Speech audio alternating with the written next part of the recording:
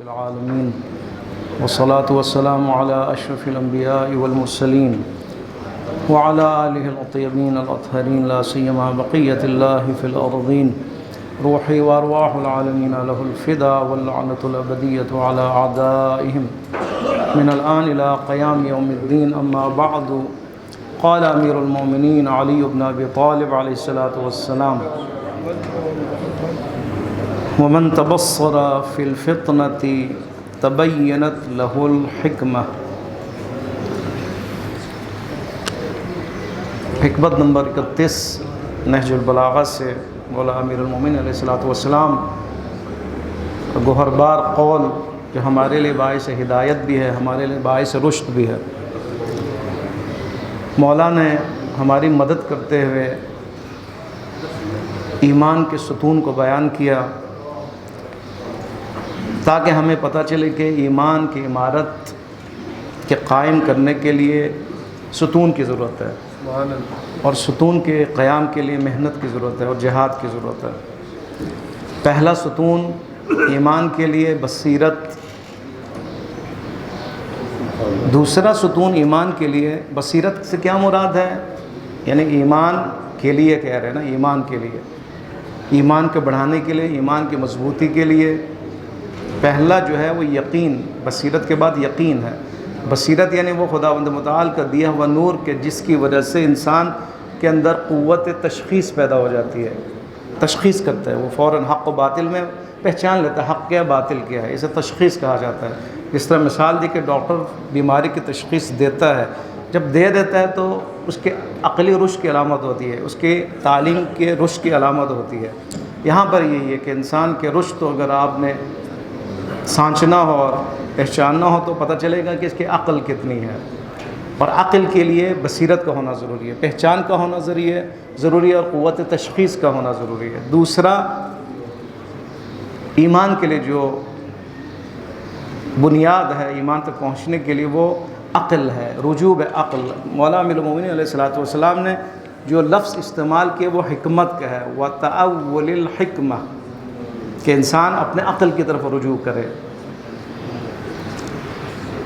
یقین اگر بڑھانا ہو، ایمان کے لیے جو ستون یقین ہے اس یقین کو اگر بڑھانا ہو، بصیرت پہلی سیڑھی ہے. دوسرا کیا ہے؟ عاقلانہ کام کرنا یا عقل پیدا کرنا، اپنے عقل کو رشد دینا. کیوں؟ اس لیے کہ عقل حجت باطنی ہے، حجت خارجی، حجت بیرونی، اور ایک ہے حجت داخلی جو انسان کے اندر رکھ دی گئی. حجت خارجی کون ہے؟ انبیاء ہے، اولیاء ہے، اوصیاء ہے، ائمہ اطہار علیہ الصلوۃ والسلام ہے. یہ سارے حجت ہیں، لیکن حجت خدا ہیں باہر، آپ سے باہر، آپ کے جسم کے باہر معاشرے میں ایک فرد کی حیثیت سے، ایک نبی کی حیثیت سے، ایک امام کی حیثیت سے وہ حجت خدا ہیں ہمارے اوپر. حجت سے مراد یعنی کہ ان کا قول ہمارے پر حجت، ان کا کلام ہمارے پر حجت، ان کی سیرت ہمارے پر حجت. حجت سے مراد یعنی کوئی بہانہ نہیں ہے. جب نبی ہے، نبی موجود ہے، ان کی تعلیمات موجود ہے تو ہمارے پاس کوئی بہانہ نہیں کہ ہمیں پتہ نہیں چلا.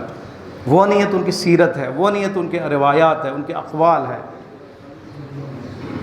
اگر کوئی یہ کہے کہ ہمارے پاس تو دسترس نہیں ہے، ہمیں نہیں پتہ چلا روایات کہاں پہ تھی، ان کی اقوال کہاں پہ تھے، ان کی شخصیت کیا ہے، ہمیں نہیں پتہ تھا. خداوند متعال نے اس بہانے کو بھی ختم کیا اور فرمایا تمہارے اندر حجت باطنی میں نے رکھ دیا تھا، عقل رکھ دی تھی. عقل کے اندر وہ طاقت تھی کہ تو پہچان سکتا تھا کہ کون حق پر ہے، کس کی پیچھے جانا، پیروی کرنا ہے، کس کی تقلید کرنی ہے، کس کی اطاعت کرنی ہے، کن کے قول کو تم نے ماننا ہے. اس عقل کے ذریعے تم خدا تک بھی پہنچ سکتے تھے. یہ عقل نور ہے نا، حجت باطنی نور ہے خداوند متعال کی طرف سے انسان کے اندر. اس عقل نے ترقی کی ہے. آپ کے ہاں جو ترقی آج تک ہوئی کس چیز کی بدولت ہے؟ وہ سرمایہ کیا ہے جس نے آج آپ کو یہاں پر 2023 میں کھڑا کیا، ایک خاص جگہ پر. آپ فضا میں بھی پہنچ گئے، آپ زمین کے ہر حصے میں پہنچ گئے، آپ سمندر کے ہر بہت سے وسیع و عریض حصے میں آپ پہنچ گئے. آپ نے جہاز بنایا، اتنا ہزاروں ٹن وزنی اوپر آپ سوار، سامان بھی آپ کے وہاں پہ، اور ہزاروں کلومیٹر دور آپ کو یہ جہاز لے کے جاتا ہے، پہنچا دیتا ہے. یہ سارا کیا ہے؟ عقل ہے نا. عقل نے تعلیم کو تربیت دی، ترقی دی. عقل نے علم کو رشد دیا. اس عقل نے علم کے میدان کو وسیع کیا. اور اس طرح انسان کہاں سے کہاں پہنچ گیا. اور آپ کو یقین بھی ہے، یقین بھی ہے. آپ کو پتہ یہ تارے ہیں، تاروں میں بجلی ہے، اگر وہ بٹن آن ہو تو کرنٹ لگ جائے گا اور موت واقع ہو جائے گی. تو یہ بجلی کس نے ایجاد کی؟ عقلی رشد کا نتیجہ اور علم کا نتیجہ ہے. آج آپ کو یقین ہے کہ اس کے اندر ایک کیا ہے، توانائی اس کے اندر موجود ہے. تو یقین ہے کہ انسان اس یقین کی وجہ سے بچتا ہے یا کچھ کرتا ہے. ٹھیک ہے، اگر آپ یہاں تار پتہ ہے کرنٹ ہے اور آپ ہاتھ نہیں لگائیں گے، کیوں؟ آپ کو یقین ہے یہ موت کا باعث ہے. آگ جلا ہوا جل رہی ہو تو آپ ہاتھ نہیں لگائیں گے، آپ کو پتہ ہے یقین ہے کہ اس نے جلا دینا انسان کو. کودیں گے نہیں کہ آپ کو یقین ہے مر جائیں گے، جسم جل جائے گا. وہ یقین کی کتنی ضرورت ہے. آپ کو پتہ ہے یہ کام میں نے کرنا ہے، نوکری کرنی ہے، میں نے کاروبار کرنا ہے، ورنہ آپ کا پیٹ خالی رہے گا اور ذلت کا باعث بنے گا. بچے آپ سے پوچھیں گے بابا جی کپڑے کہاں ہیں ہمارا فلان کہاں ہے، ہماری فیس کہاں ہے. آپ کو یقین ہے میں نے کچھ کرنا ہے، ورنہ میرے لیے ذلت ہے. پھر آپ جاتے ہیں دفتر، آپ جاتے ہیں اپنے دکان پر، آپ کو ذلت کا یقین ہے.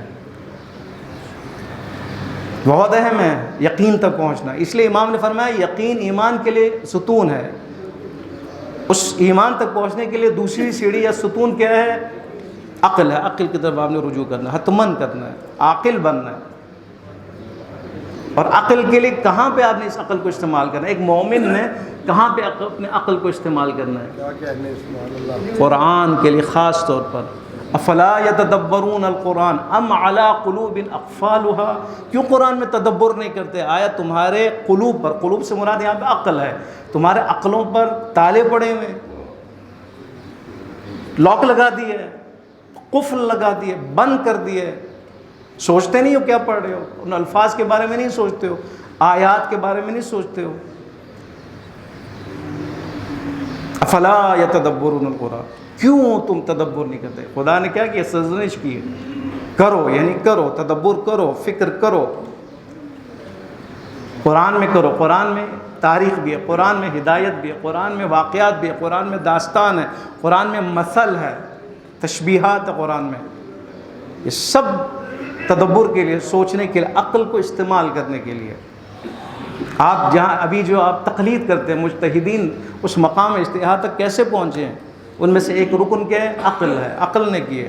جہاں پہ روایات ہے، جہاں پہ قرآن ہے، جہاں پہ اجماع ہے، جہاں پہ باقی چیزیں، وہاں پہ ایک منبع کیا ہے؟ اجتہاد کے لیے عقل ہے. عقل کو استعمال کیا، عقل کے ذریعے مقایسہ کیا، عقل کے ذریعے انہوں نے ان چیزوں کو چھوڑ دی جو عقل سے ٹکراؤ رکھتی ہیں، اور قرآن میں سے ان کو لیا کہ جو عقل کے مطابق ہے. عقل نے اپنا کردار ادا کیا ہے اس میں، یعنی اس آیات کے جھانچنے میں، آیات میں استخراج کے لیے، روایات کو آپس میں جوڑنے کے لیے، ان میں جو تضاد ہے ان کو دور کرنے کے لیے، ٹکراؤ دور کرنے کے لیے، اچھے روایات لینے کے لیے عقل کا استعمال کیے. آج ہم ان کی تقلید کرتے ہیں، ان کی تقلید کرتے ہیں. ٹھیک ہے، فروع دین میں آپ نے اپنے عقل کو استعمال نہیں کرنا حلال حلال کی حد تک. آپ نے نہیں کہنا کہ میں خود سوچوں، میں خود پرکھوں اور میں دیکھوں حلال کے حرام ہے. نہیں، ان کی ذمہ داری ہے. انہوں نے 40 سال پڑھا، 50 سال پڑھا، اسی لیے کہ آپ کو بتائیں یہ حلال ہے، یہ حرام ہے، یہ مستحب ہے، یہ مکروہ ہے، فلان فلان فلان ہے. یہاں پہ آپ نے تعبدی ہے، آپ نے صرف تقلید کرنی ہے. ٹھیک ہے، آپ نے صرف کہنا ہے حرام کو حرام رکنا ہے، حلال کو حلال اس کو کرنا ہے. لیکن عقیدتی میدان میں آپ کیا کریں گے؟ وہاں تو تقلید حرام ہے. وہاں پہ کیا کرنا ہے؟ وہاں پہ عقل ہے، عاقل بننا ہے.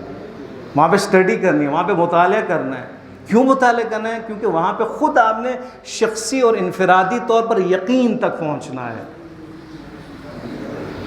فروع دین میں آپ نے یقین تک نہیں پہنچنا. آپ نے اس کے لیے خود پرائیویٹلی طور پر مطالعہ نہیں کرنا، روایات کا مطالعہ نہیں کرنا کہ یہ حرام ہے بس میں یقین پہ پہنچوں کیوں حرام ہے، میں سمجھوں کیوں حرام ہے. ضرورت نہیں ہے. مجتہد نے کہا حرام ہے، آپ نے کہنا حرام ہے. ان کی ذمہ داری ہے، ساری ان کی ذمہ داری. آسان کر دیا آپ کے لیے. لیکن توحید، نبوت، امامت، قیامت، اللہ کی صفات، اللہ کی ربوبیت، اللہ کا اختیار، پروردگار عالم کا علم، خدا کی قدرت، خدا کی خالقیت، خدا کے افعال، خدا کے باقی اعمال، خدا کا خالقیت سے تعلق، ہمارے سے تعلق، ہماری تربیت سے تعلق، ہمارے قلب سے تعلق، خدا کے ہمارے سے تعلق، یہ سارا کیا ہے؟ ہم نے خود سمجھنا ہے اور یقین تک پہنچنا ہے. خدا کے توحید کو یقین تک ہم نے حاصل کرنا ہے.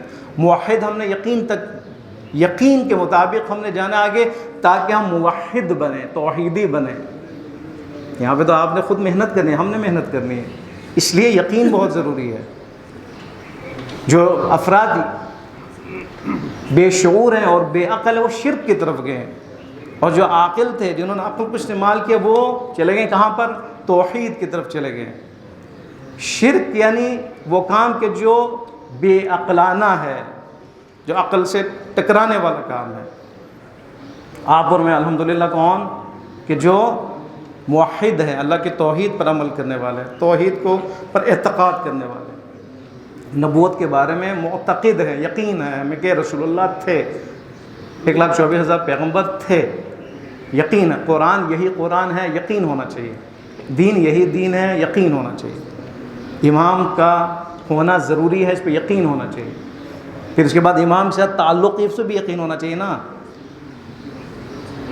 امام تو ہیں لیکن کیا یقین ہے، لیکن ہمارا امام سے تعلق یقینی ہے یا نہیں؟ ہاں اس پہ ہمیں شک ہے، کوئی اس میں شک ہے، اس میں بھی یقین کریں نا کہ میں ہوں اور امام بھی موجود ہیں، امام جو ہے حاضر ہیں، ظاہر نہیں ہیں لیکن حاضر تو ہیں نا امام۔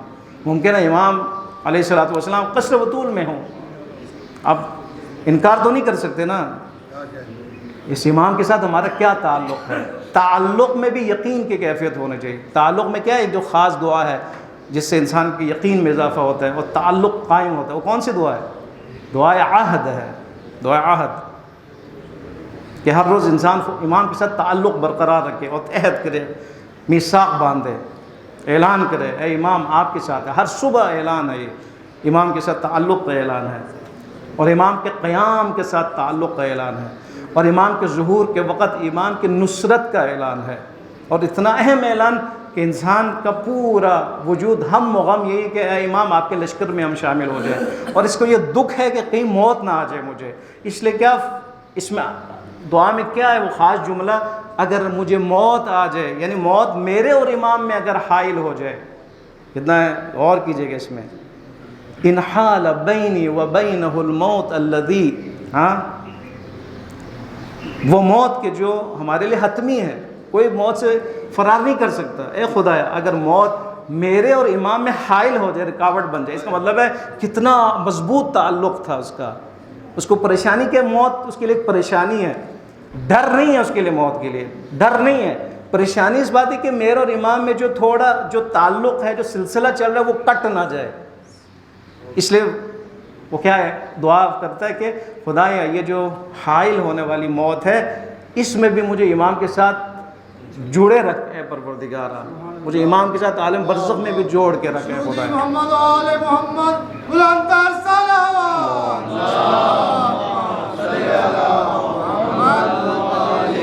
فاخرجنی من قبری، پروردگارا جو ہی امام ظہور فرمائے تو مجھے آپ نے قبر میں نہیں رکھنا، مجھے آپ نے عالم برزخ میں نہیں رکھنا، کیونکہ امام کو ضرورت ہے۔ یہ نہ ہو کہ امام ظہور فرمائے، لشکر کی ضرورت ہو، مددگاروں کی ضرورت ہو، ناصرین کی ضرورت ہو، اور تو میں عالم برزخ میں ہوں، یہ مجھے پسند نہیں ہے۔ میں دنیا میں بھی ناصر تھا ان کا، اور یہاں پہ بھی میں بعد از موت بھی اس انتظار میں رہوں گا کہ امام کے ظہور کے لیے اور غلبہ دین کے لیے تیاری کروں۔ اے پروردگارا مجھے اپنے قبر سے اٹھانا ہے آپ نے،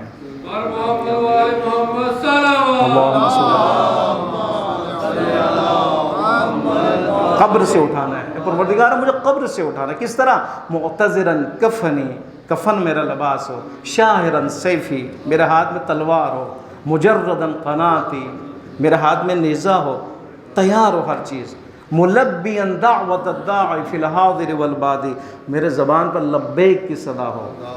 دیکھیں یہ تیاری ہے نا، یہاں پہ بھی یہی ہمارا حال یہی ہونا چاہیے، اور آخرت یعنی عالم برزخ میں امام کے ظہور کے وقت بھی جو آپ کے خاص دعا ہے، اب بتائیں جو دعا عہد میں یہ میثاق رکھے، یہ عہد باندھے، اور اس کا ہم و غم یہ ہو کہ امام ظہور فرمائے تو میں لشکر میں شامل ہو جاؤں، اس کا امام کے ساتھ تعلق کتنا مضبوط ہوگا۔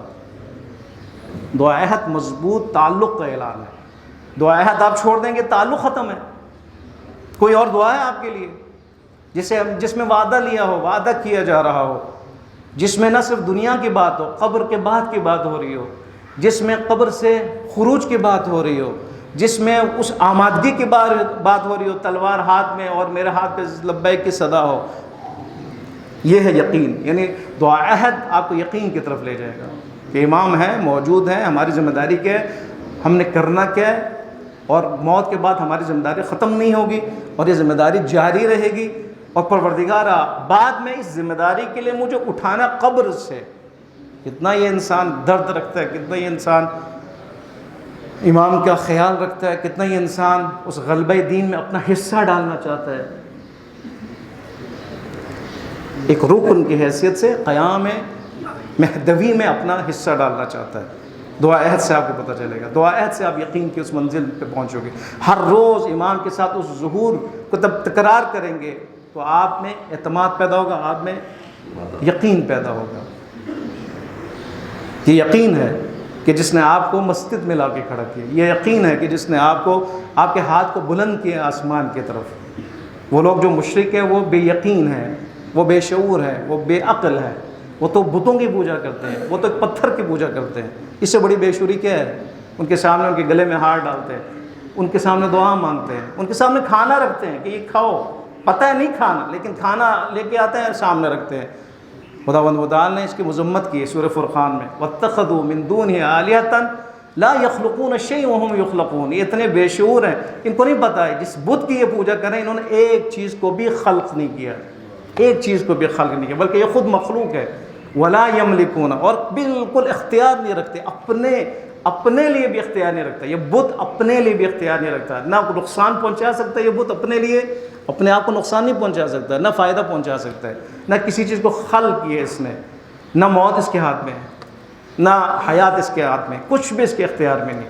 پھر بھی یہ کہ ان کے سامنے ہے، پوج رہا ہے، پرستش کر رہا ہے، دعا کر رہا ہے، یہ بے شعور ہے. لیکن آپ ماشاءاللہ کون کہ جس نے اس اللہ کے جو با اختیار ہے، جو قدرت مند ہے، سب کچھ اس کے ہاتھ میں، بیدہ الخیر، اس خدا کو آپ کے سامنے با اختیار اور قدرت مند خدا کے اپنے آپ کو حوالے کیا ہے، اپنا اختیار اس با اختیار خدا کے حوالے کیا. یہ آپ کے لیے خداوند متعال کی بہت بڑی نعمت ہے. اس کا بنیاد جو ہے آپ کا عقل ہے، آپ کا رشد عقلی ہے، آپ کا شعور ہے. خداوند متعال آپ کا اور ہمارا یہ تھوڑا شعور ہے، اس کو پروردگارہ جاری و ساری فرما. پروردگارہ اگر کمی ہے شعور کی، عقل کی، خدایا میں مضبوط اور مستحکم عقل عنایت فرما.